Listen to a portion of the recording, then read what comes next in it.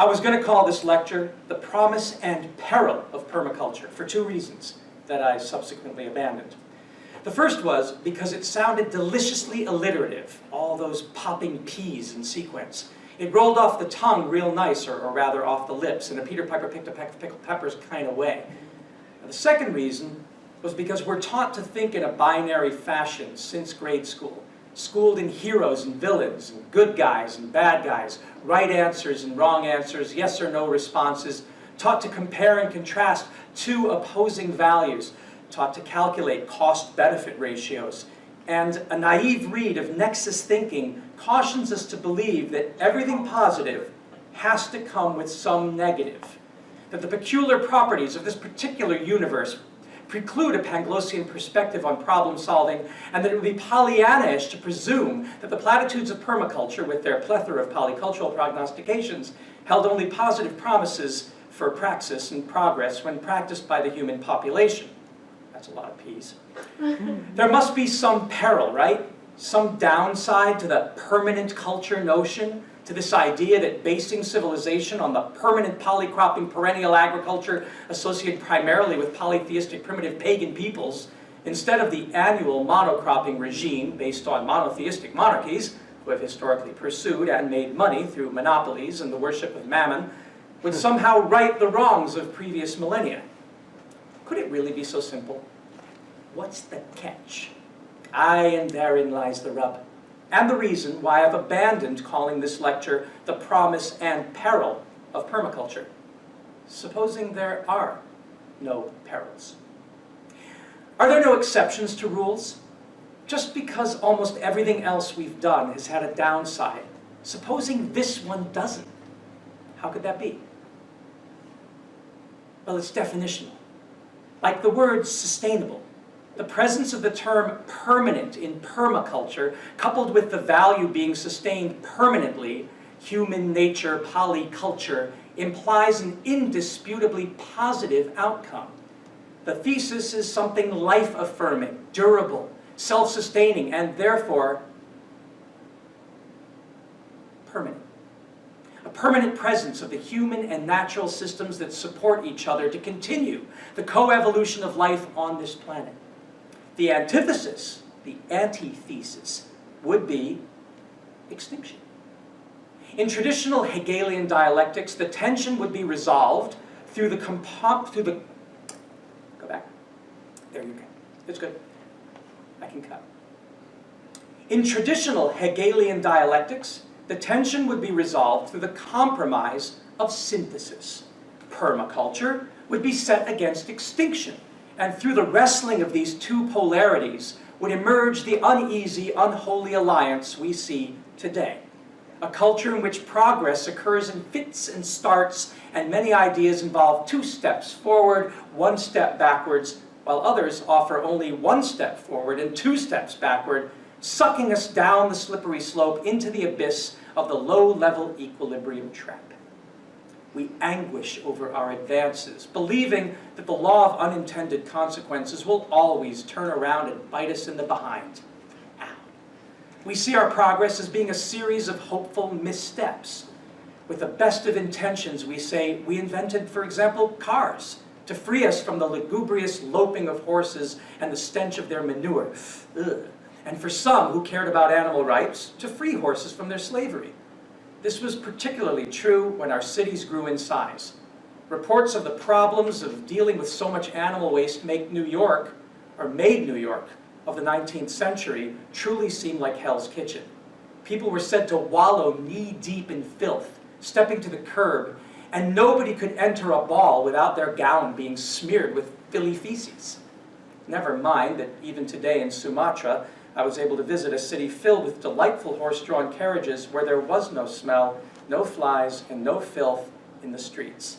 The horses there essentially wore diapers, manure-collecting bags that were attached just beneath their butts. The Indonesians consider animal manure something much too valuable to throw away, and human beings are far too clever to simply let it fall in the street to be trampled and then have to invest time and labor to scoop it back up. This is classic permaculture solutions. And it is hard, that's bad. This is a classic permaculture solution, and it's hard to see a downside. The same solution is employed to the collection of fruit from trees by the road. In many cities in the world, particularly here in the US, food-giving trees are forbidden to be planted in cities, especially on public thoroughfares.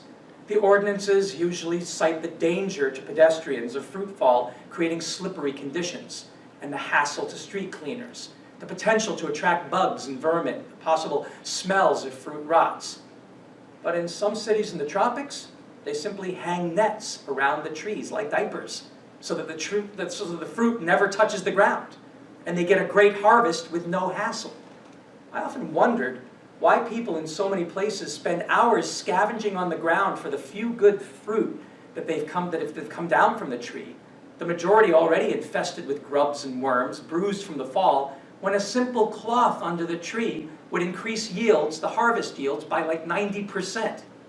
I suspect that the real reason we use useless ornamentals in our cities instead of fruit trees, as I saw being done in Utsunomiya, Japan, where kiwi fruit trellis over parking garages and walnut and apple trees line the boulevards, and even front lawns contain blades of rice grass, blades of rice, instead of Kentucky bluegrass.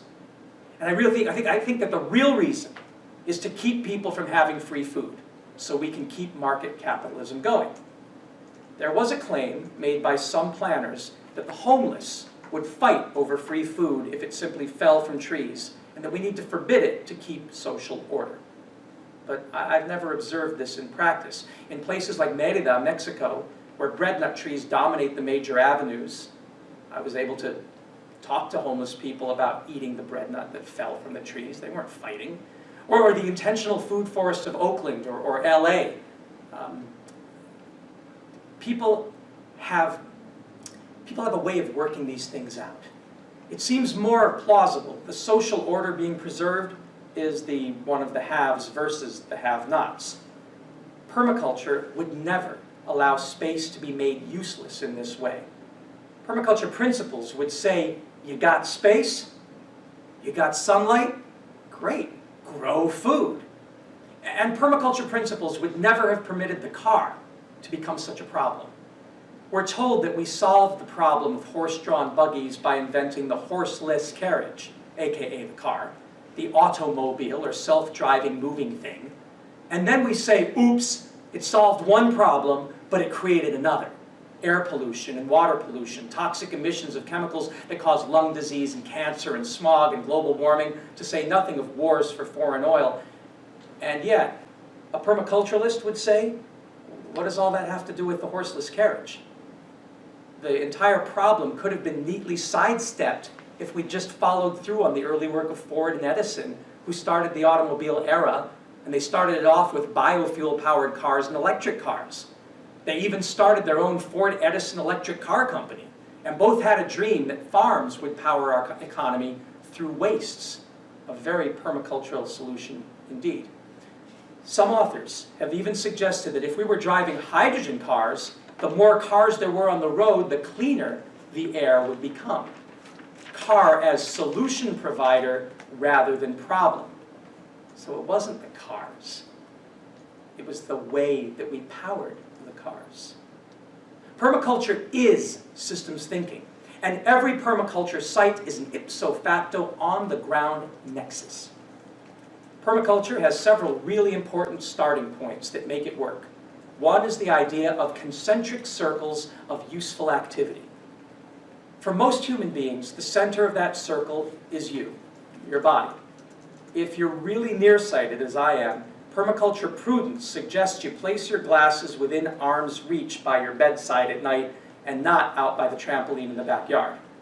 I foolishly left mine in the bathroom one night in Beverly Hills when we were awakened by the 1994 earthquake, and the falling bookcases and broken glass made it impossible for me to get into the bathroom to get my glasses. I had to stumble out of the apartment half naked in the dark and make my way down the street amidst the aftershocks to try and find my car where I had a box of contact lenses in the glove compartment. And then I had to figure out how to put them on by flashlight. Thank God I had a flashlight. Smart Californians, whether they've studied permaculture or not, tend to wisely keep an earthquake preparedness kit in the house within easy reach with a flashlight and extra batteries. Permaculture takes these common sense ideas ever outward, from your body to your bedroom, to your kitchen and living room, and out to the kitchen garden. It stresses to invest first and foremost in designs that minimize later labor, that don't waste effort. You place things where you are most likely to use them with the greatest frequency and in ways that minimize the inputs and maximize the use of the outputs. That's permaculture systems thinking. In Palestine last year, my students and I and Anas visited a new eco-village farm in the process of studying permaculture that a couple of years previously had ignored the concentric circle principle when they installed their first home-scale biogas system. They had built it by the road in the lemon grove where visitors entered the farm and set up a little tea cooking station with an attractive sign. It was great. The only problem was that it was a hassle to carry the food waste from the kitchen, which was like a 3 to 4 minute walk away, out to the digester, and nobody really wanted to walk out there to have a cup of tea either. They hadn't seen it as an integral part of the kitchen-based food, energy, water nexus, so it sat unused for 2 years until we got there, emptied it out, dragged it through the agroforestry groves, and refilled it next to the kitchen. And now it's being used every day, and it's working great. You could say that the decision to place it at the entrance of the farm was irrational, but it stemmed from two completely logical but flawed assumptions. The first was that it might smell bad and spoil the kitchen experience. And after all, who knew that you could take all that rotten food waste and put it in a tank filled with water and manure and create something that actually created solutions besides eliminating problems rather than creating new problems? Who knew? So lack of experience is one reason keeping your waste next to you didn't seem to compute for human beings. The other was that a cool innovation needed to stand on its own as a kind of museum piece. It made a nice story, having guests to the farm encounter the miracle technology right as they entered, saying to people, "Here we are in a fruit tree grove, and did you know that the waste from those trees can be put to use to grow more trees?" Nice idea, but deeper nexus thinking, systems thinking, permaculture thinking, would have led to the conclusion that the very best place for the digester would have been right where the waste is being generated and right where the fuel is being used. Now you could say, but what of the fertilizer? Isn't that supposed to go back out to the fruit tree garden? Well, yeah. Yes and no. As the Germans say, jein. Ja und nein. Jein. In permaculture, you need the most fertilizer right next to the kitchen because that's where you eat the most food. Think about it. Food is energy, and it takes energy to go out to the orchard. So you're expending energy when you go to harvest your food, which means you're losing part of the energy that you grew the food in the first place to get. In permaculture, you try to grow the food you eat that is consumed on a daily basis and that grows on a daily or weekly basis as close to the kitchen as possible. This is what all animals do in behavioral ecology. They optimize solutions. They're lazy. Laziness is good. You have the right to be lazy. Hence the need for windowsill herbs in the kitchen, and porch-based container gardens, and hanging planters, and kitchen gardens and herb spirals right outside, to say nothing of growing as much food indoors as possible using vertical farming. Of course, this seems difficult to even conceive when your floor plan has been designed to maximize your consumption and the waste you produce so you can keep corporations and municipal tax collectors flush with cash.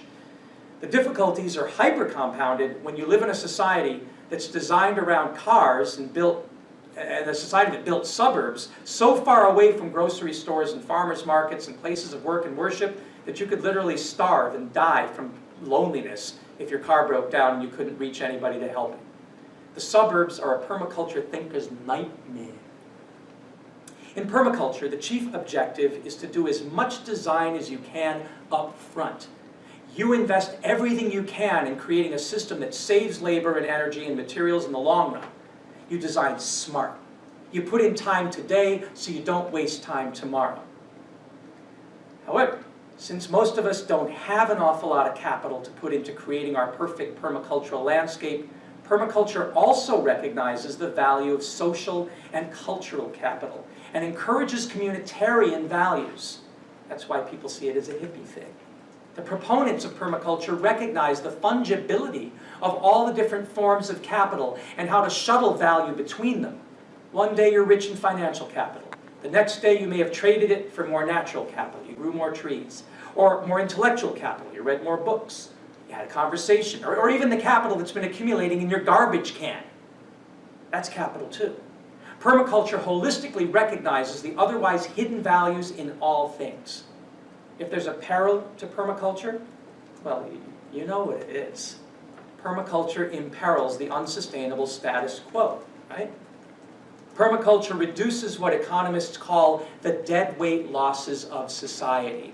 That area under the supply-demand curve where inefficiencies tend to pool like cesspool water from leaky pipes. As defined by our friend Wikipedia, in economics, a deadweight loss, also known as excess burden or allocative inefficiency, is a loss of economic efficiency that can occur when equilibrium for a good or service is not achieved or is not achievable. End quote. Some would have you believe that equilibrium is not achievable. Others don't want it to be achievable. Pareto optimality, that hypothetical state of equilibrium in which nobody loses, but most importantly, nobody gains, at least not at the expense of anybody or anything else, is the problem. To quote Wikipedia again, false British accent, Pareto efficiency or Pareto optimality is a state of allocation of resources further from which it is impossible to make any one individual benefit, no, in which it is, I have to do that again, I'll come in again. Nobody expects the Spanish Inquisition. Let's go down a little bit. You have to punch it and then go down, yes. Keep the camera rolling, keep going. Ah, yes, thank you. All right. Oh, one more little bit down. Thanks. To quote Wikipedia again in that horrendous British accent, Pareto efficiency or Pareto optimality is a state of allocation of resources further from which it is impossible to make any one individual better off without making at least one individual worse off. And what's wrong with that, you may ask? Well, from an idealized perspective, from the point of view of a permaculturally minded utopian, nothing at all. But for those who have profited tremendously from the externalization of human health, social, and environmental costs, for those for whom a system of unaccounted for negative externalities and marginal benefits from deadweight loss recovery has resulted in incredible wealth, there is tremendous peril here. In the zero-sum game thinking that drives inefficiency, the idea that nobody can get any richer without somebody else getting poorer has led to incredible mental gymnastics of justification for debilitating poverty and suffering. And if you tell people that they aren't allowed to get richer at somebody else's expense, they're likely to get very upset. Wars have been fought over the idea that we might use policy to achieve Pareto optimality and eliminate all the inefficiencies in the system. It would create what Nobel Prize-winning economist Herman Daly called a steady state economy, which would be a wonderful thing from an ecological point of view, but tends to drive capitalists mad. People who grew up in what economist Kenneth Boulding, who was also nominated for a Nobel Prize, I assume these guys know what they're talking about, called the cowboy economy of endless expansion and growth, often can't wrap their minds around what he described as the inevitable spaceman economy that was needed to save us from extinction. A spaceman economy being that economy that you would live in on a spaceship where, like the Earth, all you had was sunlight coming in and nothing could leave, no wastes could go out. So what is the peril of permaculture? Precisely that it leads to a paradigm shift in which the steady state economy of Daly or the spaceman economy of Boulding is taken seriously and put into practice. Permaculture creates steady state solutions that would work on a spaceship and would certainly then heal the planet that Buckminster Fuller called Spaceship Earth. What then is the promise of permaculture? Permaculture is a systems thinking approach that only differs from the usual nexus thinking and systems thinking models we discuss in academia, in that it truly evolved from the ground up, and mostly by people who were fed up with the all talk, no action problems that plagued many institutions and who simply took matters in their own hands to solve their own problems. The father of the permaculture movement, Bill Mollison, who defined the term and started this particular form of systems thinking, was a self-proclaimed iconoclast who started life as an Australian crocodile Dundee of sorts, leaving the family bakery to work as a professional shark fisherman, logger, mill worker, trapper, snake snarer, tractor driver, and naturalist.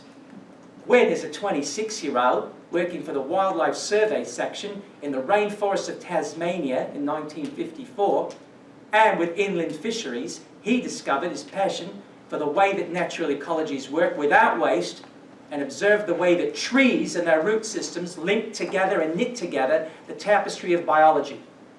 And he decided to start his own homestead where he could put what he discovered and what he was discovering about nature into practice in his own life. He said, after many years as a scientist, I began to protest against the political and industrial systems I saw were killing us and the world around us. But I soon decided that it was no good persisting with opposition that in the end achieved nothing. I withdrew from society for 2 years. I did not want to oppose anything ever again and waste time. No protests for this guy. I wanted to come back only with something very positive, something that would allow us all to exist without the wholesale collapse of biological systems. Bill Mollison's experiments led him into teaching at the University of Tasmania, where in 1974, he and a student of his, David Holmgren, jointly evolved a framework for a sustainable agricultural system. Sorry, go back. His experiments led him into teaching at the University of Tasmania, where in 1974, he and a student of his, David Holmgren, jointly evolved a framework for a sustainable agricultural system based on a multi-crop of perennial trees. Let me do that again. It's a quote, and I have to quote, because otherwise I get in trouble. It's not my words. His experiments led him into teaching at the University of Tasmania, where, in 1974, he and a student of his, David Holmgren, quote, jointly evolved a framework for a sustainable agricultural system based on a multi-crop of perennial trees, shrubs, herbs, vegetables, and weeds. Yes, weeds. Fungi and root systems, end quote, for which they coined the word, quote, permaculture, end quote. Permaculture was a design approach that was first made public when their book, Permaculture 1, A Settlement, back one,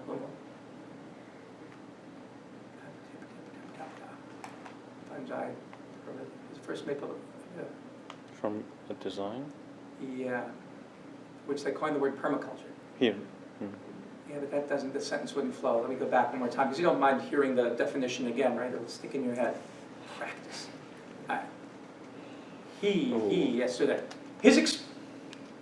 His experiments led him into teaching at the University of Tasmania, where in 1974, he and a student of his, David Holmgren, quote, jointly evolved a framework for a sustainable agricultural system based on a multi-crop of perennial trees, shrubs, herbs, vegetables, and weeds. Yes, weeds. Fungi and root systems, end quote, for which they coined the word permaculture, the design approach that was first made public when their book, Permaculture 1, A Perennial Agriculture for Human Settlements, appeared in 1978. Wikipedia tells us, soon after permaculture was first introduced and then put into practice by the public, Mollison recognized that permaculture principles encompassed a movement that included not only agriculture, horticulture, architecture, and ecology. Let me say that again. I just got phone. That's okay. No, that's great. That's great. No. You were live? Yeah, out of the big door. Yeah, because it's after 6:30. Half an hour. Yeah, because I'm late and have a phone. How did you get in? You waited for somebody? Yeah. You don't have anybody's phone number? We got to give you a phone number. She has to come around. Oh, yeah. Come back there and go bang, bang, bang. Around, and that's the door you open that. Sorry. It's okay. I'm so sorry. And next time we'll live stream everything so that you can watch it on your smartphone outside. See, Yes. real quick, you just might want to take a step this way. Huh? You're getting close to the edge of this. Oh, Yes. Just God, take a thank step you. this way. There we go. Thank you. That's good. That's This really side good. one, yeah. Powder, Huh? lights. Lights, camera? Oh, here we go. We're This is a movement. That There's is a movement. Wikipedia? Yeah. Wikipedia tells us, are we still rolling? Okay. Yes. We are. Wikipedia tells us, soon after permaculture was first introduced and then put into practice by the public, Mollison recognized that permaculture principles encompassed a movement that included not only agriculture, horticulture, architecture, and ecology, but also economic systems, land access strategies, and legal systems for businesses and communities. So you see, permaculture is a nexus of nexuses. Where's the word nexi? A systems connection between systems. Mollison wrote in Introduction to Permaculture, 2011, "As I saw permaculture in the 1970s, it was a beneficial assembly of plants and animals in relation to human settlements, mostly aimed towards household and community self-reliance, and perhaps as a commercial endeavor only arising from a surplus from that system. However, permaculture has come to mean more than just food sufficiency in the household. Self-reliance in food is meaningless unless people have access to land, information, and financial resources. So in recent years, it has come to encompass appropriate legal and financial strategies, including strategies for land access, business structures, and regional self-financing. This way, it is a whole human system." Get that? A whole human system. Permaculture became popular because it continues to evolve as permaculture thinkers continue to figure out how to put Humpty Dumpty back together again, as they develop methodologies for making sure it encompasses every part of the elephant we blind mortals dance around. You may recall in our first lectures we looked at a paper that criticized the few nexus because it left out livelihoods. Remember that? And ignored the bottom-up approach. We tried to improve nexus thinking by bringing this ground-level grassroots perspective in. Permaculture started at the ground level, so it was never left out. But lest you were given the impression that permaculture is entirely the domain of the folks with calloused hands and sunburns who never sought a college degree, this brief history of the movement shows that it got its public genesis as a university interaction between Professor Mollison and his students. The fact that so few colleges and universities even mention permaculture in a course, much less teach it, or God forbid, issue the famous PDC Permaculture Design Certificate, says volumes about how the establishment continues to marginalize real solutions. Perhaps they see the peril of permaculture. So while I don't see any peril in permaculture, while I only see promise, I acknowledge that there are plenty of people who would not be happy if all of us took the permaculture approach. And I suggest that this is one key reason we don't teach it as we should, if at all. There is a false dialectic being portrayed anytime we take something that is holistic and healing and try to find parts to place in opposition as though there were possible contrary positions. Imagine going to the doctor with cancer and she says, well, we're going to take a whole systems approach to curing you. We'll explore nutrition and diet and exercise and laughter and stress relief and medication and meditation along with radiation and chemotherapy and surgery and prayer and blue mind time spent by the ocean. And we'll look at pain relievers from acupuncture to aspirin to homeopathic medicine to morphine. We call the approach total wellness therapy. And imagine you said, what's the catch? I mean, isn't there a downside to this? I mean, what if I want to die from cancer painfully? The promise of a holistic systems thinking approach is that it puts everything in the nexus. And when you put everything in the nexus, then we can work out the right mix through experimentation and improve the odds of fixing any given problem by increasing the variety and sophistication and range of tools available to us. If we see a holistic solution approach as one side of a debate, as a thesis that demands an antithesis to counter it, and creates a tension that can only be resolved through some form of compromise, we end up with either a tepid synthesis that leads to more inefficiencies, deadweight losses, and negative externalities, or to stagnation, or worse, to political conflict and warfare. Permaculture and systems thinking and nexus thinking aren't just an approach, they are the approach. They encompass all other approaches and weigh them against the standards of life, liberty, and the pursuit of justice and happiness. They embrace top-down and bottom-up and everything in between, from livelihoods to institutions. They embrace the 3 pillars of sustainability: economic, social, and environmental. The only possible alternative is extinction, for that's the opposite of sustainability, right? You catch my drift? Nobody who believes in life without suffering can take a position against permaculture. Permaculture is the ultimate goal of all societies, at least those that want to last.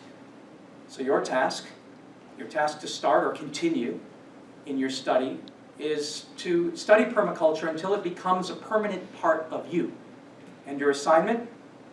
We challenge you to come up with a permaculture design plan for your house or neighborhood or study area or workplace. If it makes sense, you will have done it right. That's how we know permaculture works. It works when it works. That's the promise of permaculture. There is no peril. You see? Cut. Uh, Thank you for. should I just press the Yeah.